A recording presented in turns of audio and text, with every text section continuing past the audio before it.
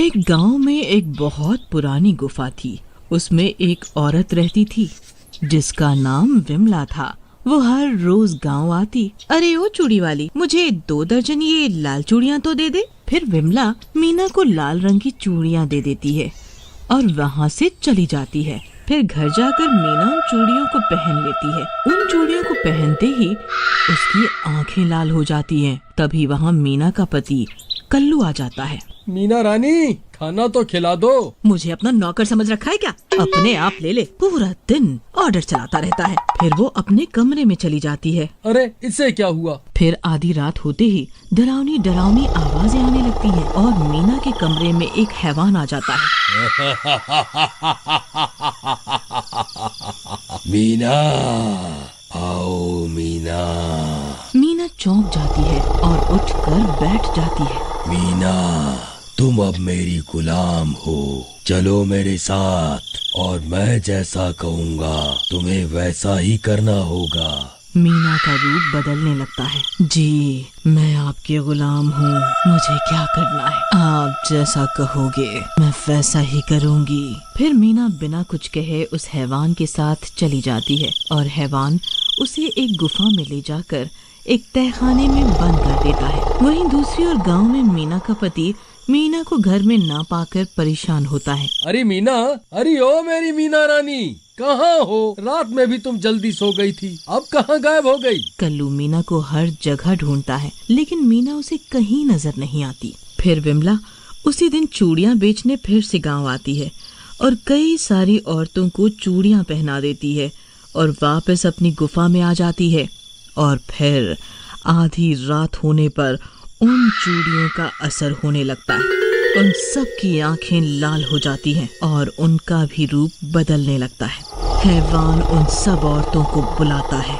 फिर सभी औरतें भी उस गुफा में अपने आप ही खिंची चली जाती हैं। वो उन औरतों को भी तहखाने में कैद कर देता है। अगली सुबह लल्लन भी अपनी पत्नी को घर में ना पाकर परेशान हो जाता है और कल्लू के पास जाता है। अरे कल्लू भाई, तुम्हारी तरह मेरी पत्नी भी गायब हो गई। मैंने उसे कहाँ कहाँ नहीं ढूंढा पर उसका कोई पता नहीं चला भाई। और गांव वाले भी वहाँ आ जाते हैं। भाई, हमारी पत्नी भी घर से गायब है। कुछ ना कुछ तो गड़बड़ है। एक साथ सबकी पत्नियां कहाँ जा सकती हैं? चलो चलो बूढ़ी अम्मा के पास चलते हैं। क्या पता उन्हें कुछ पता हो। सारा दिन वो घर के बाहर ही बैठी रहती हैं और आते जाते सबको देखती रहती हैं। फिर वो मिलकर बूढ़ी अम्मा के पास जाते हैं। अरे बेटा, क्या हुआ? अब तुम लोग इतने परेशान क्यों हो? हाँ? अरे देखिए ना माँ जी, हम सभी की पत्नियां पता नहीं कहाँ चली गई एक साथ। मेरी पत्नी को तो 2 दिन हो गए। 2 दिन से? मैंने तुम्हारी मीना को 2 दिनों पहले ही का देखा हुआ है, जब उसने विमला चूड़ी वाले से चूड़ियाँ ली थी। हाँ, तब से ही वो गायब है। मुझे लगता है कि वो विमला ही इन सब के पीछे है। कहीं उसी ने तो तुम्हारी पत्नियों को गायब नहीं किया। अब उससे कोई भी चूड़ियाँ मत लेना। हाँ। तभी विमला वहाँ पहुँच जाती है। अरे क्या हुआ? आप सब यहाँ जमा क्यों हैं? नहीं नहीं, कुछ नहीं। मैं तुम्हारा ही इंतजार कर रही थी। अब मुझे भी ये चूड़ियाँ चाहिए थी। फिर विमला उस बूढ़ी को चूड़ियाँ देकर वापस चली जाती है। माँ जी, आपको तो इस विमला पर शक था, फिर आपने इससे चूड़ियाँ क्यों ली? क्योंकि मुझे लगता है सारी गड़बड़ इन्हीं चूड़ियों की वजह से हो रही है। मैं आज रात इन चूड़ियों को पहनूंगी। तुम सब भी मेरे घर आ जाना। आज रात में सब दूध का दूध और पानी का पानी हो जाएगा। फिर रात होते ही सब गांव वाले बुढ़िया के घर पे जमा हो जाते हैं। फिर आधी रात होते ही बूढ़ी अम्मा पर भी उन चूड़ियों का असर होने लगता है। उसकी आंखें लाल हो जाती हैं और उसका भी रूप बदलने लगता है।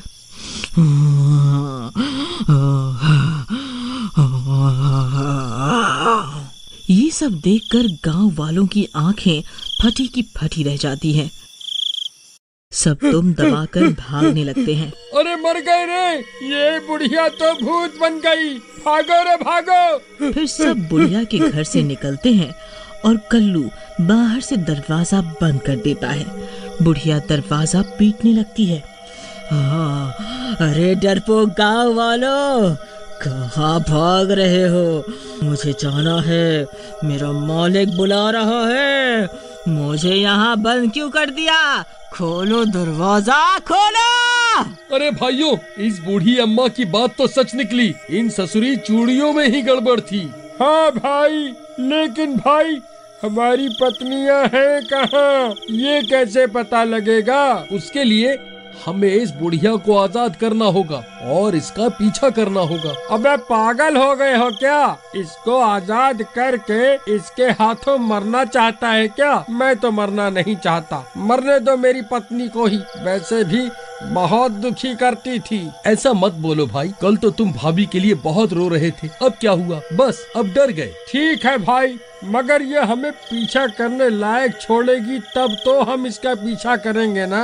तुम सब छुप जाओ, मैं जाकर दरवाजा खोलूंगा और जल्दी से इस पेड़ के पीछे जाकर छिप जाऊंगा, कुछ नहीं होगा। फिर सब लोग ऐसा ही करते हैं। सब लोग छिप जाते हैं और कल्लू धीरे से जाकर दरवाजा खोल देता है और भागकर छिप जाता है। फिर जैसे ही वो बुढ़िया बाहर आती है तो उसे कोई नहीं दिखता। कहाँ गए सब के सब? मुझे मेरे मालिक बुला रहे हैं, मुझे जाना होगा, मुझे जाना होगा। ऐसा बोलकर वो उसी गुफा की ओर जाती है। तभी सब गांव वाले भी हाथों में मशाल लेकर उसका पीछा करते हैं और गुफा के अंदर पहुंच जाते हैं और छिपकर देखते हैं। वहाँ का नजारा देखकर सब गांव वाले बहुत डर जाते हैं। वहाँ विमला चूड़ी वाली के साथ हैवान होता है और सबकी पत्नियां वहीं तहखाने में कैद होती हैं और रात होने के कारण सबकी पत्नियों पे भी उन चूड़ियों का असर हो चुका होता है और वो सब भूतनियां बन चुकी होती हैं। अरे मर गए रे, अरे भगवान, तुम भूतनी कैसे बन गई? अरे मर गया रे, मेरी बीवी तो भूतनी बन गई। लल्लन के शोर करने से विमला सबको देख लेती है। अरे तुम सब यहाँ कैसे आ गए? हाँ?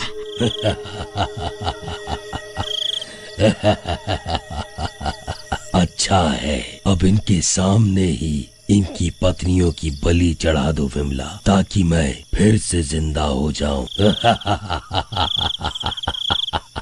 विमला, तुमने हम सब के साथ धोखा किया है। ये भूतिया चूड़ियां पहनाकर हमारी पत्नियों को वश में कर लिया तुमने। धोखा?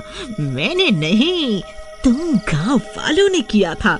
हम दोनों ने अपनी मर्जी से शादी ही तो की थी ना, लेकिन तुमने मेरे पति को जिंदा ही जलाकर मार डाला। तब से ये हैवान बनकर तड़प रहे हैं। आज अमावस की रात है, बस कुछ ही पल और मैं इन औरतों को एक साथ जलाकर बलि दूंगी, जिससे मेरे पति फिर से जिंदा हो जाएंगे।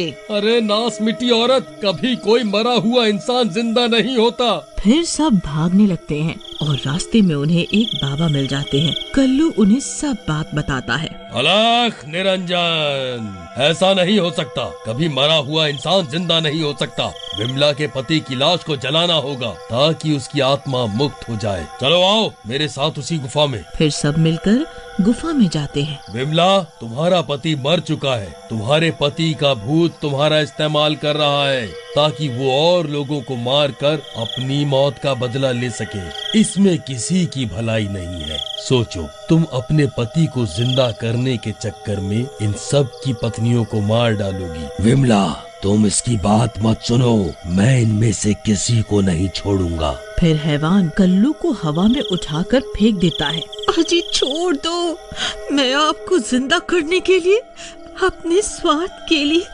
इतने सारे लोगों की जान नहीं ले सकती। आपको जाना होगा, लेकिन मैं भी आपके साथ चलूंगी क्योंकि मैं आपके बिना नहीं रह सकती। और खुद को भी अपने पति की लाश के साथ जला देती है। अरे विमला, ये क्या किया तुमने?